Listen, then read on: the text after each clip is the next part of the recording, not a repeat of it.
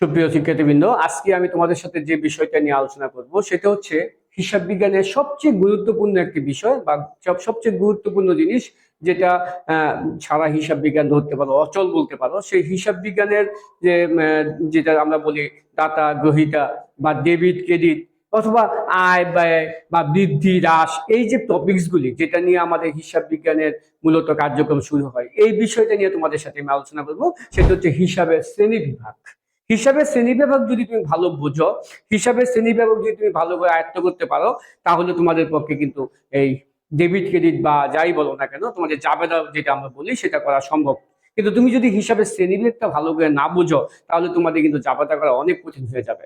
তো হিসাবের শ্রেণীবিভাগ বলতে গেলে আমি যেটা তোমাকে বলবো যে হিসাবের শ্রেণীবিভাগ দুই ধরনের। একটা হচ্ছে সনাতন পদ্ধতি, একটা হচ্ছে আধুনিক পদ্ধতি। সনাতন পদ্ধতিতেও কিভাবে হিসাবে শ্রেণীবিভাগ করা হয় এবং আধুনিক পদ্ধতিতে হিসাবে কিভাবে শ্রেণীবিভাগ করা হয় সে ব্যাপারে তোমাদের সাথে আমি আজকে এটা পুঙ্খানুপুঙ্খানুভাবে বোঝানোর চেষ্টা করতেছি। লক্ষ্য করো, প্রথমে যদি আমি হিসাবের শ্রেণীবিভাগে আমি সনাতন পদ্ধতিতে বুঝি, তাহলে কিভাবে বুঝবো তোমরা একটু তাকাও, আমি বুঝাচ্ছি।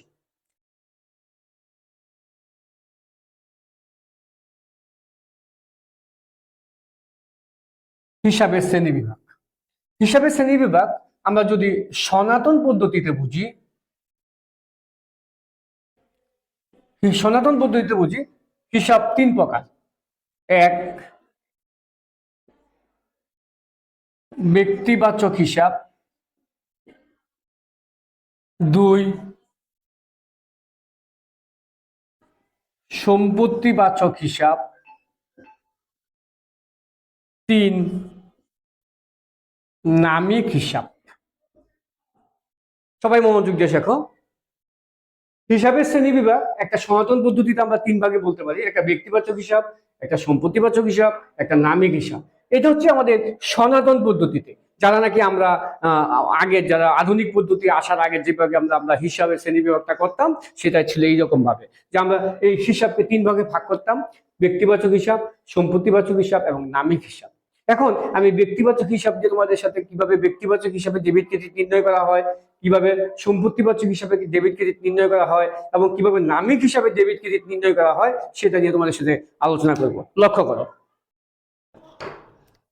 যদি আমরা প্রথমে বলি ব্যক্তিবাচক হিসাব।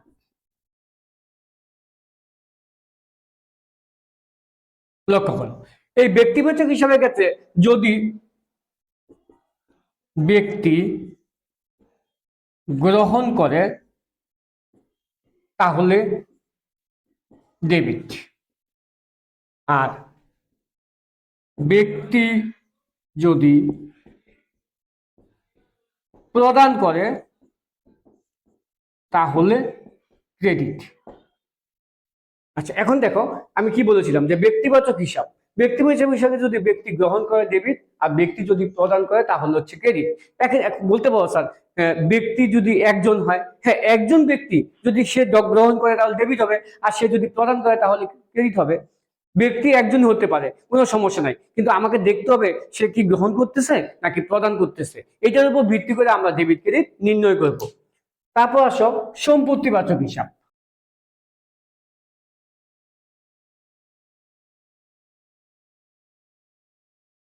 সম্পত্তিবাচক হিসাবের ক্ষেত্রে আমরা কিভাবে ডেবিট ক্রেডিট নির্ণয় করবো, কিভাবে কখন সম্পত্তিবাচক হিসাবে ডেবিট হবে আর কখন সম্পত্তিবাচক হিসাবে ক্রেডিট হবে?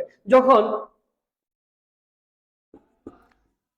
সম্পত্তি আসবে তখন ডেবিট, আর যখন সম্পত্তি চলে যাবে তখন ক্রেডিট। এখানে লক্ষ্য করো, আমি যদি তোমাদের উদাহরণ দিই, উদাহরণ দিয়ে বুঝাতে পারি। ধরো আসবাবপত্র ক্রয় করতে পারি, আমি আবার আসবাবপত্র বিক্রয় করতে পারি। যখন আমি আসবাবপত্র ক্রয় করব তখন কিন্তু সম্পত্তি আমার আসলো, তখন আসবাবপত্র ডেবিট হবে, আসবাবপত্র হিসাব ডেবিট হবে, নগদান হিসাব ক্রেডিট হবে। ঠিক একই সম্পত্তি যখন আসবাবপত্র বিক্রয় করা হবে তখন কিন্তু সম্পত্তি চলে গেল, তখন কিন্তু তার উল্টাটা হয়ে যাবে, নগদান হিসাব ডেবিট হবে, আসবাবপত্র বিক্রয় হিসাব ক্রেডিট হবে। তৃতীয়ত আসো, যেটা তোমাদের বলেছিলাম নামিক হিসাব। নামিক হিসাবটা অত্যন্ত সহজ। নামিক হিসাব, এই নামিক হিসাবের ক্ষেত্রে যদি এক্সপেন্সেস হয়, ধরো এক্সপেন্সেস বা বাংলায় বলা হয় ব্যয়, সকল প্রকার এক্সপেন্সেস, একটা প্রতিষ্ঠানের যত প্রকার ব্যয় হতে পারে, সেটা যত প্রকার এক্সপেন্স হতে পারে, যে কোনো ধরনের এক্সপেন্স হতে পারে, সকল প্রকার এক্সপেন্স ডেবিট হবে। আর সকল প্রকার ইনকাম মানে আয় ক্রেডিট হবে। তাহলে আমরা এখানে নামিক হিসেবে অত্যন্ত সহজ, শুধু জাস্ট আয় এবং ব্যয় ভাগ করা, সকল প্রকার ব্যয়গুলি ডেবিট হবে আর সকল প্রকার আয়গুলি মানে ইনকামগুলি ক্রেডিট হবে। এটা গেল আমাদের হিসাব বিজ্ঞানের সনাতন পদ্ধতি। এখন আমরা হিসাব বিজ্ঞানের যদি আজকে আধুনিক পদ্ধতিতে বুঝি তাহলে কি হবে লক্ষ্য করো। আমরা আধুনিক পদ্ধতিতে আজকে বুঝবো। হিসাব বিজ্ঞানের শ্রেণী বিভাগের ক্ষেত্রে হিসাব বিজ্ঞানের আধুনিক পদ্ধতিকে 5টি ভাগে ভাগ করা হয়। যেমন সনাতন পদ্ধতিতে আমরা 3টা ভাগে ভাগ করেছি, ঠিক আধুনিক পদ্ধতিতে 5টি ভাগে ভাগ করা হয়। যেমন লক্ষ্য করো, আমি এখানে একটু তোমাদের বুদ্ধি শিখাই দিব। এই 5টা ভাগকে আমি 2টা ক্যাটাগরিতে ভাগ করব, 2টা অপশনে ভাগ করব, তাহলে তোমাদের বুঝতে সুবিধা হবে, তোমাদের মাথায় ঢুকবে। দেখুন আমি কিভাবে লিখতেছি, লক্ষ্য করো।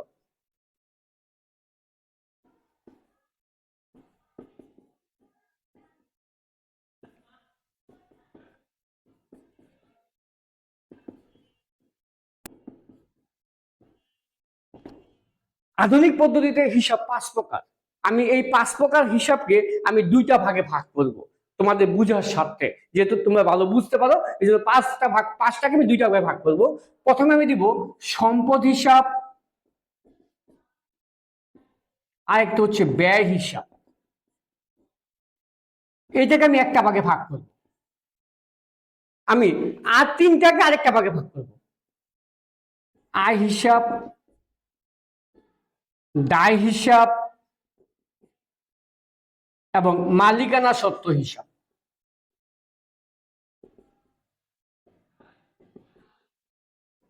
সবাই একটু লক্ষ্য করো, আমি কেন 2 ভাগে ভাগ করলাম। এই 2টা ভাগে ভাগ করার পিছনে আমার একটা উদ্দেশ্য আছে। আমি কিন্তু এই সম্পদ হিসাব, আয় হিসাব, ব্যয় হিসাব, দায় হিসাব, মালিকানা সত্ত্ব এইভাবেও লিখতে পারতাম, উল্টা ভাবেও লিখতে পারতাম, কিন্তু আমি এটা করি নাই। না করে কি করলাম, আমি সম্পদ এবং ব্যয়টাকে একটা ভাগে ভাগ করেছি, আয়, দায় এবং মালিকানা সত্ত্বকে আমি আরেকটা ভাগে ভাগ করেছি। এর অর্থ হলো এর মধ্যে একটা কারণ আছে। লক্ষ্য করো কারণটা কি সেটা আমি তোমাদের বুঝাচ্ছি। সম্পদ এবং ব্যয়ের ক্ষেত্রে এই সম্পদ যদি বৃদ্ধি পায় এবং ব্যয় যদি বৃদ্ধি পায়, বৃদ্ধি পেলে ডেবিট,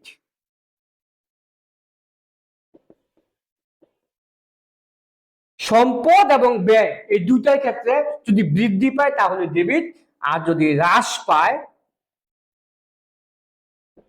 ক্রেডিট। সবাই একটু মনোযোগ দিয়ে শোনো, সম্পদ বৃদ্ধি পেলে ডেবিট, ব্যয় বৃদ্ধি পেলে ডেবিট। যেমন ধরো সম্পদ আসছে, কোনো কারণে প্রতিষ্ঠানের সম্পদ আসছে, তাহলে সম্পদ যদি বৃদ্ধি পেয়েছে সম্পদ ডেবিট হবে। ঠিক একই সম্পদ যদি হ্রাস পায় তাহলে কিন্তু ক্রেডিট হবে। আমি আবারও বলছি, সম্পদ বৃদ্ধি পেলে ডেবিট।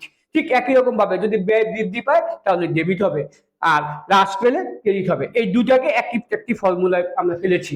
ঠিক এই 3টা তার উল্টাটা হবে আয়, দায় এবং মালিকানা সত্ত্ব। এই 3টার ক্ষেত্রে এটার অপোজিট অপশন হবে। যেমন ধরো বৃদ্ধি পেলে